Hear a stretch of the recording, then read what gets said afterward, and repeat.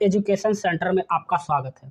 आज हम लोग Bihar civil court clerk, reader और स्टेनो तीनों का लगभग एक ही सिलेबस है और इंग्लिश सेक्शन में जो प्री का जो एग्ज़ाम होगा वह एग्ज़ाम में जो होगा वह इंग्लिश सेक्शन से 25 क्वेश्चन दिया जाएगा। तो चलिए हम लोग वीडियो को शुरू करते हैं। यदि आप लोग चैनल पर नए हैं तो चैनल को सब्सक्राइब कर लीजिए। इस चैनल के माध्यम से इंग्लिश सेक्शन का पूरा कराया जाएगा, पूरा सिलेबस कवर कराया जाएगा। चलिए हम लोग वीडियो को शुरू करते हैं। पहला सेक्शन जो है वह कॉमन ईरर का है। तो ये सेक्शन भी काफ़ी इंपॉर्टेंट हो जाएगा क्योंकि 25 MCQ में कॉमन ईरर आने के या ग्रामर पोर्शन से आने के बहुत ज़्यादा चांस है। तो चलिए हम लोग वीडियो को शुरू करते हैं। पहला क्वेश्चन है, the artist and writer has died. तो यहाँ पर देखिए, द आर्टिस्ट एंड राइटर और यहाँ पर वर्ब रखा हुआ सिंगुलर। हैज के बाद V3 होता है, V3 रखा हुआ है, डाई का V3 डाइड रखा हुआ है। तो याद रखिएगा, आसान तरीका क्या है कि यहाँ सिंगुलर होगा या प्लूरल होगा इसको जानने के लिए। तो याद रखिएगा, अगर दोनों सब्जेक्ट के पहले आर्टिकल लगा हो तो वर्ब जो होगा प्लूरल होगा। अगर एक के पीछे लगा हुआ है और दूसरा के पीछे नहीं लगा हुआ हो तो वर्ब जो होगा सिंगुलर होगा। फॉर एग्जाम्पल, अगर इसे हम प्लूरल बनाना चाहे तो कैसे कर सकते हैं? The artist and the writer, यहाँ हो जाता हैव डाइड। लेकिन यहाँ पर जो है इसके पहले आर्टिकल नहीं रखा हुआ है। इसका मतलब है जो आर्टिस्ट है वही राइटर था जिसकी मृत्यु हो गई है। तो बात क्लियर है आप लोगों को? इस वजह से यह सिंगुलर होगा, इसमें नो एरर होगा, कोई भी एरर नहीं है। तो आप लोग, अगर आपका कॉन्सेप्ट क्लियर रहेगा तो आप आसानी से नो एरर ही मानेंगे, इसको दोबारा पढ़ने की ज़रूरत भी आपको नहीं पड़ेगी। चलिए नेक्स्ट क्वेश्चन हम लोग देखते हैं। आपको वर्ड से पकड़ना है, हम बार बार कह रहे हैं आपको वर्ड से पकड़ना है कि इसमें क्या होगा। अब यहाँ पर देखिए अस्कारली, अस्कारली। तो जैसे ही अस्कारली हमको दिखेगा, अस्कारली का हम रूल याद करना है, अस्कारली, हार्डली, सेल्डम। अगर इससे कोई सेंटेंस शुरू होता है तो ऑक्सिलरी वर्ब जो है सब्जेक्ट के पहले होगा। तो ऑक्सिलरी वर्ब यहाँ पर क्या है? हैड है, और यहाँ सब्जेक्ट क्या है? इट, जो कि इट के पहले हैड रखा हुआ है। ये बिल्कुल सही है, ये पोर्शन में किसी भी प्रकार की कोई गलती नहीं है। और बाद में जो होता है हार्डली, अस्कारली, सेल्डम अपने साथ वेन लेता है और ये वेन भी लिया हुआ है, ये भी पोर्शन बिल्कुल सही है। अब आगे देखते हैं। I started to my, started from my college होगा, यहाँ टू के स्थान पर क्या होगा? Started from my college. इस प्रकार ऑप्शन नंबर सी में क्या है? एरर है। तो आप देखिए कितनी आसानी से एरर को फाइंड किया जाता है। अब नेक्स्ट क्वेश्चन है, आई विल रिटर्न बैक। तो याद रखिएगा, आप लोग लिखते चलिए, रिटर्न के साथ जो है रिटर्न और बैक एक साथ दोनों इस्तेमाल नहीं होगा। रिटर्न के साथ बैक का इस्तेमाल जो होता है, रिटर्न के साथ बैक का इस्तेमाल नहीं होगा, ये गलती है क्योंकि दोनों का मतलब एक ही होता है। इस बी ऑप्शन में एरर है। यहाँ पर नेक्स्ट क्वेश्चन देखिए, आइदर एन ऑफिसर और एन असिस्टेंट। यहाँ पर एक वर्ड दिख रहा होगा आइदर, जो कि और लेता है, तो इसके रिलेटेड जो भी है वो लिख लीजिए। आइदर, नाइदर, नाइदर रहता तो यहाँ पर नोर होता, नोट ओनली रहता तो यहाँ पर बट एल्सो होता, बट एल्सो होता, नोट ओनली रहता तो यहाँ पर बट एल्सो होता। अगर इस तरह का स्ट्रक्चर दिखे तो याद रखिएगा, बाद वाले सेंटेंस से, यानी बट एल्सो हो गया, नाइदर नोर हो गया, इसके ठीक पहले वाला, या आइदर और हो गया, इसके ठीक पहले वाले नाउन या प्रोनाउन से वर्ब को गाइड करेंगे कि वो सिंगुलर होगा या प्लूरल। और के पहले देखिए यहाँ पर ऑफिसर रखा हुआ है जो कि सिंगुलर सब्जेक्ट है। कैसा सब्जेक्ट है? सिंगुलर सब्जेक्ट है। तो सिंगुलर सब्जेक्ट है तो सिंगुलर वर्ब होगा, तो यहाँ पर आर के स्थान पर क्या हो जाएगा? इज हो जाएगा। उसी प्रकार अगर नाइदर नोर लगा हो तो नोर के ठीक पहले वाले सेंटेंस से नाउन या प्रोनाउन से हम लोग वर्ब को गाइड करते कि सिंगुलर होगा या प्लूरल होगा। यहाँ पर और रखा हुआ, और के पहले ऑफिसर रखा हुआ जो कि सिंगुलर है, इसलिए यहाँ वर्ब जो है आर के स्थान पर इज होगा।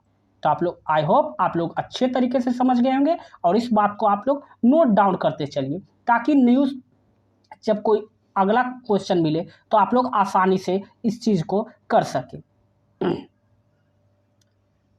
नेक्स्ट क्वेश्चन देखिए, I have seen him yesterday. तो यहाँ पर देखिए, जब सेंटेंस में आपको यस्टरडे, लास्ट नाइट इस तरह का कोई सेंटेंस मिले तो जो वर्ब होगा वह भी टू में होगा। क्या होगा? भी टू में होगा, क्योंकि ये यस्टरडे, लास्ट नाइट ये सब क्या है? पास्ट में सेंटेंस है। तो यहाँ पर क्या हो जाएगा? आई सो हिम यस्टरडे, मैंने कल उसे देखा था। तो यहाँ पर क्या होगा? भी टू फॉर्म होगा, यहाँ पर भी थ्री नहीं होगा। इस तरह से कॉमन एरर आप लोग लिखते चलिए। लिखने से क्या होगा, नेक्स्ट जब क्वेश्चन हम लोग करेंगे तो आप लोग आसानी से उसे सोल्व कर लीजिएगा। चलिए आगे का क्वेश्चन हम लोग देखते हैं। Alternative fill in the blank से एप्रोप्रिएट भरना है। तो यहाँ पर देखिए, आई आस्क्ड हिम, यहाँ I asked him for some paper. तो यहाँ पर देखिए वाक्य जो है पास्ट में है, बट ही, अब यहाँ पर देखिए पास्ट में ये भी है, पास्ट में ये भी है, ये दोनों कट गया, ये दोनों क्या हो गया? कट गया। अब यहाँ पर देखिए बाकी पास्ट में है और पास्ट में, I asked him for some paper, मैंने उसे पूछा था कुछ पेपर के लिए, लेकिन उसने मना कर दिया। क्या कर दिया? मना कर दिया। यहाँ पर देखिए हैड प्लस नोट लगा हुआ है। अगर ये ऑप्शन अगर को सही करना है तो इसके अंत में एनी लगा होना चाहिए था, एनी लगा होना चाहिए था, लेकिन यहाँ पर एनी नहीं होने की वजह से ऑप्शन ए कट गया। तो बचा क्या? Option C, had plus none, जो कि इसका सही आंसर होगा ऑप्शन नंबर सी।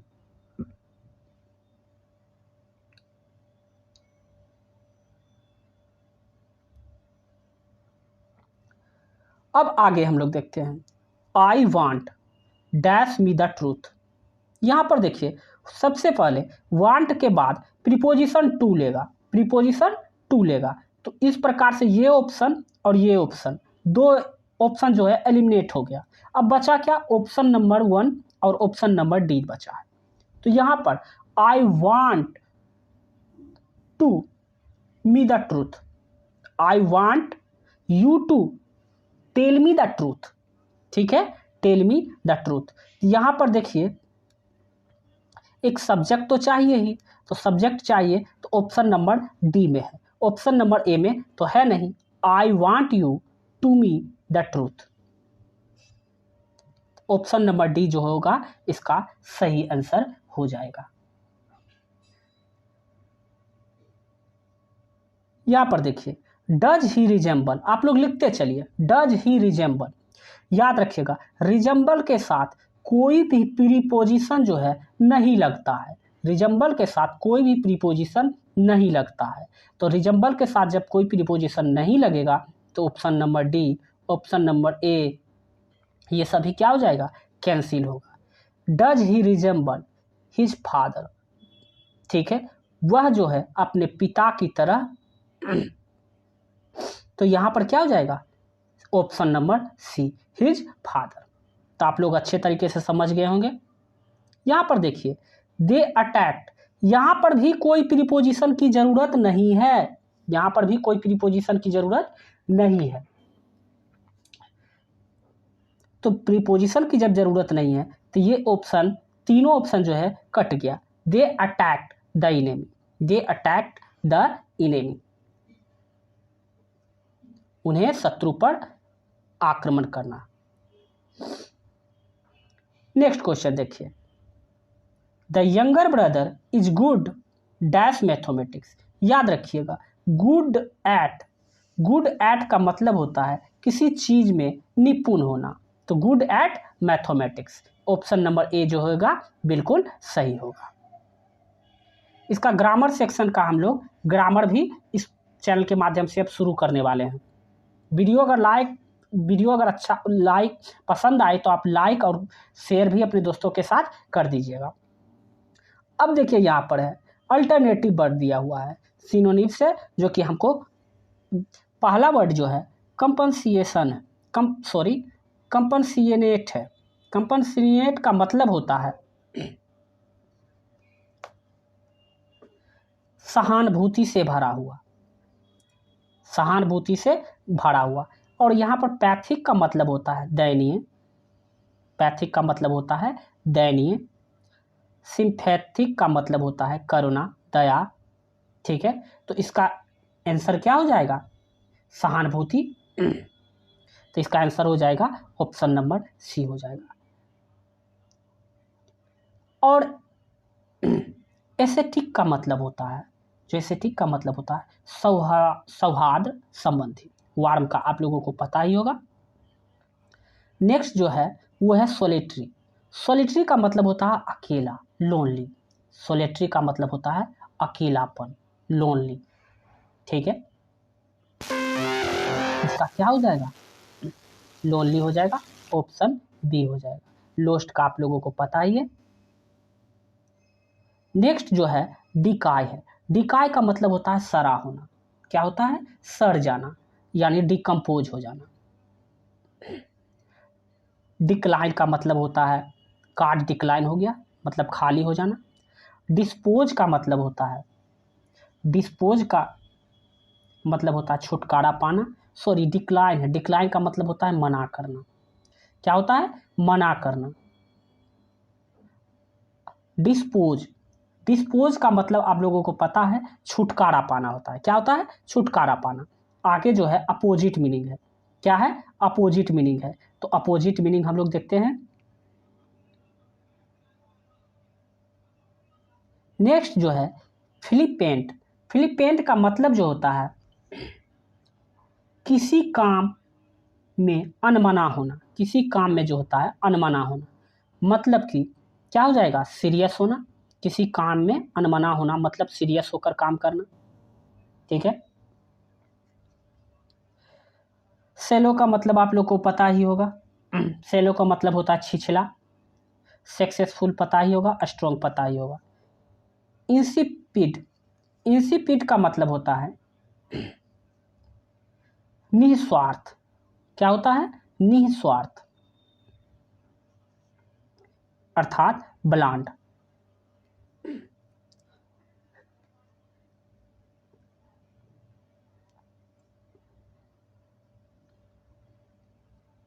नेक्स्ट क्वेश्चन जो है हार्श है। हार्श का मतलब होता है कठोर। क्या होता है? कठोर होता है। तो कठोर का क्या हो जाएगा? जोभाइल का मतलब होता है खुश मिजाज। क्या होता है? इसका मतलब होता है खुश मिजाज। स्ट्रिक्ट का मतलब आप लोगों को पता ही होगा, कठोर होता है। ये तो सेनो हो गया। हमको खोजना क्या है? एंटो। यहाँ क्या हो जाएगा? हार्श का, कठोर का क्या हो जाएगा? जेंटल हो जाएगा, विनम्र। नेक्स्ट क्वेश्चन जो है वो है आइडम फ्रेज है। क्या है? आइडम फ्रेज, आइडम फ्रेज है जो हम लोग करने वाले हैं। सबसे पहला को जो है यह है टर्न अप। टर्न अप, तो टर्न अप का मतलब होता है कहीं आना। क्या होता है? कहीं आना। टर्न अप का मतलब होता है कहीं आना। इस फ्रेज का अर्थ होता है कहीं आना। का मतलब क्या हो जाएगा? एपियर होना, प्रस्तुत होना, मौजूद होना। आप लोग समझ गए होंगे। नेक्स्ट क्वेश्चन है बैड ब्लड। क्या है? Bad blood. बैड ब्लड का मतलब होता है दुश्मनी होना। क्या होता है? दुश्मनी होना। तो लो ब्लड प्रेशर, ये तो बिल्कुल गलत है। फीलिंग ऑफ लव, ये बिल्कुल गलत है। यहाँ दुश्मनी होना है और यहाँ पर प्यार होना कह रहा है। फीलिंग ऑफ हैट्रेड, हैट्रेड का मतलब नफरत होना है, यानी नफरत होना, यानी दुश्मनी होना। बिल्कुल सही होगा, ऑप्शन सी इसका क्या होगा? सही आंसर हो जाएगा। यहाँ पर देखिए bye fits and starts. Bye fits and start का मतलब होता है कभी कभार। क्या होता है? कभी कभार, मतलब इरेगुलरली। इरेगुलरली का मतलब भी होता है कभी कभार। रेगुलरली का मतलब होता है लगातार, सर्टेनली का मतलब होता है निश्चित तौर पे। अब है आगे, to put an end to, इसका मतलब होता है रोक देना। To put an end to का मतलब होता है रोक देना, समाप्त कर देना।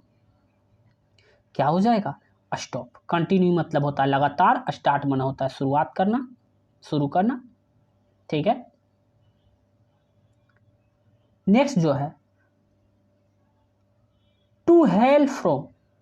टू हेल फ्रॉम, इस फ्रेज का अर्थ होता है किसी स्थान से आना, निवास करना। किसी स्थान से आना या निवास करना। तो इस प्रश्न का सही उत्तर हो जाएगा कम फ्रॉम। किसी स्थान से आना या निवास करना। कॉल का मतलब होता है बुलाना।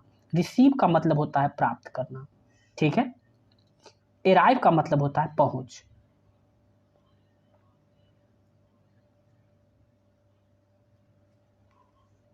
नेक्स्ट क्वेश्चन जो है वो अल्टरनेटिव वर्ड से OWS है। टू इंजर वंस रिपुटेशन, यहाँ पर क्या कर रहा है? अपने ख्याति को समाप्त करना। अपने ख्याति को समाप्त करना। तो डिफेम का मतलब जो होता है वो होता है किसी की ख्याति को खराब करना। और मोक का मतलब होता है रिडिकुल। रिडिकुल का मतलब होता है किसी का मजाक उड़ाना। मोक, मजाक उड़ाना। तो इसका आंसर क्या हो जाएगा? ए हो जाएगा, किसी की ख्याति को खराब करना। एगिटेट की बात की जाए तो एगिटेट का जो मतलब होता है वो होता है आंदोलन करना। क्या होता है? आंदोलन करना। नेक्स्ट क्वेश्चन है, a geometrical figure with 8 sides. 8 sides किसमें होता है? एक ऑक्टागन में।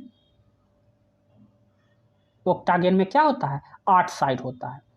तो ऐसा फिगर जिसमें 8 साइड हो उसको क्या कहते हैं? ऑक्टागन। ये तो बहुत ही सिंपल है। A man who waste his money on luxury, एक आदमी जो कि अपने पैसे को क्या करता है? बहुत ज़्यादा खर्च करता है, उसको क्या कहते हैं हम लोग? खर्चीला कहेंगे, एक्स्ट्रावेजेंट कहेंगे। क्या कहेंगे? एक्स्ट्रावेजेंट। थ्रेफ्टी का मतलब होता है कंजूस। एक्सटेम्पोर की अगर बात की जाए तो होता है बिना किसी पूर्व तैयारी के। एक्सटेम्पोर, ये भी आप लोग याद रखिएगा। एक्सटेम्पोर का मतलब होता है बिना किसी तैयारी के। नेक्स्ट क्वेश्चन है, a man having no hair on the scale, मतलब एक ऐसा आदमी जिसके सर पर बाल नहीं हो तो उसको क्या कहते हैं हम लोग? गंजा कहते हैं। क्या कहते हैं? गंजा कहते हैं। तो इसका सही आंसर क्या होगा? बेल्ट होगा। बेल्ट का मतलब होता है गंजा। अब होड़ी का मतलब होता है पका बाल होना। बाल जो पक जाता है उसको होड़ी कहते हैं। ठीक है आप लोग। और बात करें गोडी की तो इसका मतलब होता है भड़कीला। क्या होता है? भड़कीला। ठीक है, आई होप आप लोगों को अच्छे तरीके से समझ में आ रहा होगा। और एक एक को आप लोग ध्यान दीजिए क्योंकि इसी टाइप्स के क्वेश्चन लगभग आपके पूरे सिविल कोर्ट में आपको देखने को मिलेंगे। ज़्यादा हार्ड क्वेश्चन नहीं पूछा जाता है, इसी टाइप्स के इंग्लिश को पूछा जाता है। अब यहाँ पर जीलियस है तो जीलियस का स्पेलिंग जो होता है वो आप पहले खुद से लिख लीजिए, इसको बिना देखे हुए, क्योंकि आप अगर खुद से स्पेलिंग लिख लेते हैं तो आपका गलती नहीं होगा। अगर इसके अनुसार करते हैं तो आपका गलत होने का चांस ज़्यादा रहेगा। आपको लगेगा ये सही होगा या ये सही होगा। JEALOUS, जीलियस का मतलब होता है ईर्ष्यालु। ईर्ष्यालु, तो इसका ऑप्शन देख लीजिए किसमें है? JEALOUS, ऑप्शन ए में ही इसका सही है, करेक्टली स्पेल्ड है। ये भी आपको निश्चित तौर पे ये दो क्वेश्चन आपको सिविल कोर्ट में प्रीवियस ईयर में भी पूछा है, आगे भी पूछेगा, ये 100% श्योर रही है। और ये है पीस, तो पीस का याद रखिएगा, जब ई का उच्चारण आए तो आई पहले और ई बाद में लिखा जाता है। PIECE, जब ई का उच्चारण, जब किसी वर्ड में ई का उच्चारण हो तो आई पहले और ई बाद में लिखा जाता है। और एक्सेप्शन भी इसमें है, तो याद रखिएगा, इसका बेसिक इसका सी आंसर जो होगा बिल्कुल करेक्ट होगा। तो आई होप आप लोगों को अच्छे तरीके से समझ में आ गया होगा। इस चैनल के माध्यम से हम लोग जल्द ही क्लास शुरू करने वाले हैं। इंग्लिश सेक्शन ग्रामर पोर्शन का क्लास जो है शुरू करने वाले हैं, और प्रैक्टिस सेट आपको जारी रहेगा। प्रैक्टिस सेट के साथ साथ हम लोग इंग्लिश की क्लास भी बहुत जल्द ही शुरू करने वाले हैं, जो कि एकदम बेसिक लेवल से होगा। बेसिक लेवल से आप लोग FCI हो या CGL हो, सभी के लिए, या LDC हो, MTS हो, सभी के लिए आप इतना इंग्लिश पढ़ लीजिए कि आप सभी एग्ज़ाम में आसानी से इंग्लिश को कर सकते हैं। एकदम बेसिक से हम लोग शुरू करेंगे, एकदम अच्छे तरीके से एक एक क्वेश्चन को बताएंगे, और आप लोग कमेंट सेक्शन में बताइएगा कि आपको किस पोर्शन में प्रॉब्लम हो रही है। तो मिलते हैं हम लोग नेक्स्ट वीडियो में। अभी के लिए बस इतना ही। जय हिंद।